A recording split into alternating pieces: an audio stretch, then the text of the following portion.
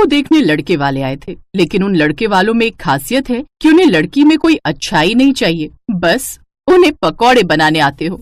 अरे पायल की माँ, जाओ पायल को बोलो कि लड़के वाले आ गए, कुछ चाय नाश्ते का इंतजाम करे। पायल की माँ अंदर गई तो देखा कि पायल पहले से ही चाय नाश्ता बना रही थी। थोड़ी देर बाद पायल चाय नाश्ता लेकर आई। अरे राहुल बेटा, तुम्हें कुछ पायल से बात करनी हो या कुछ पूछना हो तो पूछ सकते हो, बाकी हमें तो बिटिया बहुत पसंद है। माँ आप ही पूछो ना, मैं क्या पूछूं? बेटा तुम हमारे लिए चाय नाश्ता लेकर आई हो, लेकिन एक बात बताओ, क्या तुम्हें पकौड़े बनाने आते हैं? जी पकौड़े बनाने में कौन सी बड़ी बात है, आपको पहले ही बताना चाहिए था। अरे तो अभी कौन सी देर हुई है, जाओ जल्दी जाकर हमारे लिए पकौड़े बना कर ले आओ। ठीक है बेटा, जाओ पकौड़े बना कर लाओ, तब तक आप लोग चाय पीजिए। अरे नहीं, चाय भी हम पकौड़ों के साथ ही पियेंगे। लेकिन तब तक तो चाय ठंडी हो जाएगी ना। हाँ तो चाय भी अपने साथ लेकर जाओ बेटा, चाय भी गरम करके ले आना पकौड़ों के साथ। लड़की वालों को ये सब थोड़ा अजीब तो लगा, लेकिन फिर भी पायल की माँ ने उससे कहा, जाओ बेटा चाय भी लेकर जाओ। ठीक है माँ। पायल वहाँ से चाय उठाकर ले गई और थोड़ी देर बाद आलू के मस्त पकौड़े बनाकर ले आई। सभी ने पकौड़े खाए, सभी को पकौड़े बहुत पसंद आए। क्या बात है बेटा, तुम्हारे हाथों में तो जादू है, पकौड़े तो बहुत अच्छे बना लेती हो तुम। हमारा परिवार बहुत बड़ा है, हम सभी को पकौड़े खाने का बहुत शौक है, इसके अलावा कोई हमारा बड़ा शौक नहीं है। अगर आप लोगों को ठीक लगे तो रिश्ता पक्का समझे।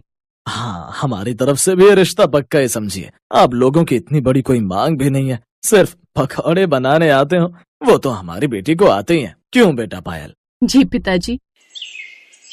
तो इस तरह राहुल की शादी पायल के साथ हो गई।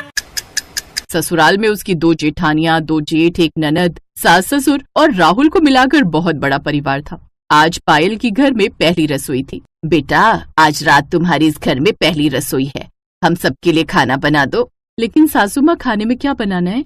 तभी वहाँ पर पायल की दोनों जेठानियां रानी और मोहिनी आ गई। सासू माँ आपने देवरानी जी को बताया नहीं क्या? देवरानी जी तुम मेरे लिए प्याज के पकौड़े बना दो और कुछ नहीं, और देवरानी जी मेरे लिए बैंगन के पकौड़े बना देना, जिन्हें खाकर मजा आ जाए। बेटा मेरे लिए पालक के पकौड़े बना देना। बहू मेरे लिए मूली के पकौड़े बना देना, सारा सामान तुझे किचन में ही मिल जाएगा। और हम तीनों भाइयों के लिए जो तेरा मन करे उस चीज के पकौड़े बना देना, हम लोगों की कोई डिमांड नहीं है। हाँ बस पकौड़े होने चाहिए और वो भी स्वादिष्ट। लेकिन भाभी मेरी तो एक डिमांड बहुत बड़ी रहती है, आपको अपनी छोटी सी प्यारी सी ननद की डिमांड माननी ही पड़ेगी। मेरे लिए आप पनीर के पकौड़े बना देना। लगता है इन लोगों ने कभी जिंदगी में पकौड़े ही नहीं खाए। क्या सोच रही है बहू, तुझे कोई दिक्कत है क्या? नहीं नहीं सासू माँ कोई दिक्कत नहीं है, मैं बस पूछना चाहती हूँ कि आप लोग चटनी कौन सी लेंगे पकौड़ी के साथ? नहीं नहीं बहू, कोई चटनी वटनी नहीं चाहिए। ठीक है सासू माँ, अभी बनाती हूँ। पायल किचन में गई और पकौड़े बनाने लगी। पहले तो उसे लगा कि पकौड़े जल्दी से बन जाएंगे, लेकिन उसे अलग अलग प्रकार के पकौड़े बनाने थे, इसलिए उसे बहुत टाइम लग गया। किसी को पनीर के पकौड़े खाने थे, तो किसी को पालक के, तो किसी को बैंगन के। इस वजह से उसे तैयारी करने में ही 1 घंटा लग गया। फिर उसके बाद उसने पकौड़े बनाना शुरू किया। अरे बाप रे, इस पकौड़े वाले परिवार ने तो मुझे परेशान करके रख दिया। खैर कोई बात नहीं, आज पहली रसोई है इसलिए इन लोगों को पकौड़े खाने होंगे, कल से तो खाना ही बनाना होगा। पकौड़े बनाने से आसान तो खाना बनाना ही है मेरे लिए। पायल ने सबकी पसंद के पकौड़े बनाए और सभी को सर्व कर दिए। सभी को पकौड़ों का स्वाद बहुत अच्छा लगा। क्या बात है पायल, तुझे तो पकौड़े बहुत अच्छे बनाने आते, इतने अच्छे अच्छे पकौड़े हम लोग भी नहीं बना पाते। हाँ पायल, बहुत अच्छे पकौड़े बनाए हैं तुमने। अरे देवर जी, हमने जब एक बार तारीफ कर दी तो तुझे तारीफ करने की क्या जरूरत है? आज तेरी सुहाग रात है ना, वहाँ जितनी मन करे उतनी तारीफ कर लेना अपनी बीवी की। सभी लोग जोर जोर से हंसने लगे। पहली रसोई की रस्म खत्म हो गई। आज पायल की पहली सुहाग रात थी और दोनों लोग अपने कमरे में बैठकर एक दूसरे से प्यार भरी बातें कर रहे थे। आप लोग तो सिर्फ पकौड़े खाकर ही सोने जा रहे हैं, खाना वाना नहीं खाएंगे क्या आप लोग? खाना खाने की क्या जरूरत है पायल, अभी जो हमने खाया वो खाना ही तो था। चलो ये सब छोड़ो, आज हमारी सुहाग रात है, प्यार भरी बातें करते हैं। तभी राहुल ने एक जोरदार डकार मारी।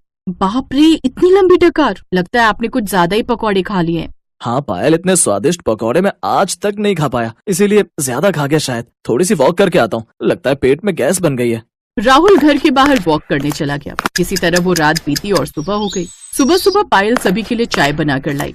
सासू माँ, आपने पायल को बताया नहीं कि सुबह सुबह हम लोग अकेले चाय नहीं पीते, चाय के साथ पकौड़े भी तो चाहिए होते हैं। अरे बहू, वो अभी अभी नई बहू बनकर आई है, धीरे धीरे उसे हमारे घर के नियम और कानून पता चल जाएंगे। बहू, सिर्फ चाय में मजा नहीं आएगा, तेरे हाथ के पकौड़े मिल जाते तो मजा आ जाता। हाँ भाभी, पकौड़े बना दो। अगर आप चाहो तो मैं भी आपकी मदद कर देती हूँ। पायल ने फिर से सभी की पसंद के अलग अलग पकौड़े बनाए। तब जाकर उन्होंने चाय और पकौड़े एक साथ खाए। पायल को ज्यादा कुछ समझ में नहीं आ रहा था कि उस घर में आखिर चल क्या रहा है। दोपहर का वक्त था, खाने का टाइम था। तभी पायल अपनी सास के पास आई और उससे बोली, सासू माँ, लंच का टाइम हो गया है, बताइए खाने में आप लोग क्या खाएंगे। बहू, शायद अभी तक तुझे कुछ समझ में नहीं आया। बहू, हम लोग सुबह नाश्ते में भी पकौड़े ही खाते हैं, दोपहर के खाने में भी पकौड़े ही खाते हैं और रात में भी हम लोग पकौड़े ही खाते हैं। पकौड़े के अलावा हमें कुछ खाना पसंद नहीं। लेकिन सासू माँ, हमें कभी कभी खाना भी खाना चाहिए। सिर्फ पकौड़े खाकर तो सबकी तबीयत खराब हो सकती है। बहू, हमने इस घर में तेरी शादी बस इसलिए की है क्योंकि तुझे इतने स्वादिष्ट पकौड़े बनाने आते हैं। इस घर में ना ही तेरी जेठानियों को ढंग के पकौड़े बनाने आते हैं, ना ही तेरी ननद को और ना ही मुझे इतने स्वादिष्ट पकौड़े बनाने आते हैं। इसलिए चुपचाप सभी की पसंद के पकौड़े बना दे, और कुछ बनाने की जरूरत नहीं है। ठीक है सासू माँ, बना देती हूँ। पायल फिर से किचन में गई और सबकी पसंद के अलग अलग प्रकार के पकौड़े बनाने लगी। पकौड़े बनाते बनाते उसकी हालत खराब होने लगी। ऐसे ही दिन बीतते गए और एक दिन सभी के पेट में बहुत तेज दर्द उठा। सभी की तबीयत बहुत ज्यादा खराब हो गई, यहाँ तक कि पायल की भी। राहुल, जल्दी से पापा को फोन कीजिए, वही हमें अस्पताल ले जाएंगे, क्योंकि हम सबकी हालत बहुत खराब है। कौन किसको अस्पताल ले जाएगा भला। हाँ हाँ, तुम बिल्कुल सही कह रही हो, अभी करता हूँ ससुर जी को कॉल। राहुल ने पायल के पिताजी को तुरंत कॉल किया। उसके पिताजी तुरंत आए और सभी को अस्पताल ले गए। डॉक्टर ने सभी का चेकअप किया और उनकी कुछ जांच भी की। रिपोर्ट देखने के बाद डॉक्टर हैरान हो गया। आप सभी के पेट में सड़न पैदा हो गई है, बहुत ही बड़ा इन्फेक्शन हुआ है सभी के पेट में। इतना ज्यादा ऑयली आप लोग खाते हैं, बस सब इसी का परिणाम है। क्या खाते हैं आप लोग खाने में? डॉक्टर साहब, मेरे ससुराल वाले सुबह से लेकर रात तक सिर्फ पकौड़े ही खाते हैं। नाश्ते में भी पकौड़े, लंच में भी पकौड़े, डिनर में भी पकौड़े। कोई रिश्तेदार आ जाए उसको भी पकौड़े ही खिलाते हैं हम लोग। मैंने कई बार इन लोगों से रिक्वेस्ट की कि कुछ और खाइए वरना तबीयत खराब हो सकती है, लेकिन ये लोग नहीं माने। देखिए, बहुत बुरी बात है। अब आप लोगों को कुछ पौष्टिक आहार, हरी सब्जियां, ये सब लेने पड़ेंगे, वरना बहुत बुरा हो सकता है आप लोगों के साथ। अगर आपने पकौड़े खाए तो जो मैं दवा देने जा रहा हूँ, ये दवाइयां भी असर नहीं करेंगी, क्योंकि इम्यूनिटी भी बहुत वीक हो चुकी है आप लोगों की। डॉक्टर साहब, हमें नहीं पता था कि पकौड़े खाने से इतना नुकसान हो सकता है हम लोगों को। सिर्फ आप लोगों की ही नहीं, बल्कि आपकी बहुएं प्रेग्नेंट होंगी तो आने वाली संतान भी स्वस्थ पैदा नहीं होंगी, उसे भी शुरू से बीमारियां पकड़े रहेंगी। मैं तो कहूंगा अगले 6 महीने तक आप लोग पकौड़े को हाथ तक मत लगाना। उसके बाद खाने का मन हो तो कभी कभार खा सकते हो। डॉक्टर साहब, हम आपसे वादा करते हैं कि अब हम लोग कभी पकौड़े नहीं खाएंगे। बस किसी तरह इस बार हम सबको ठीक कर दीजिए। हमने अपनी बहू को भी पकौड़े बनवा बनवा कर बहुत परेशान कर डाला। डॉक्टर साहब ने सभी को ग्लूकोज की ड्रिप चढ़ा दी। 2 दिन सभी को एडमिट रखा। 2 दिन बाद वो लोग अपने घर आ गए और उस दिन के बाद सभी ने मिलजुल कर पौष्टिक खाना बनाना शुरू कर दिया और पकौड़े खाने हमेशा हमेशा के लिए बंद कर दिए।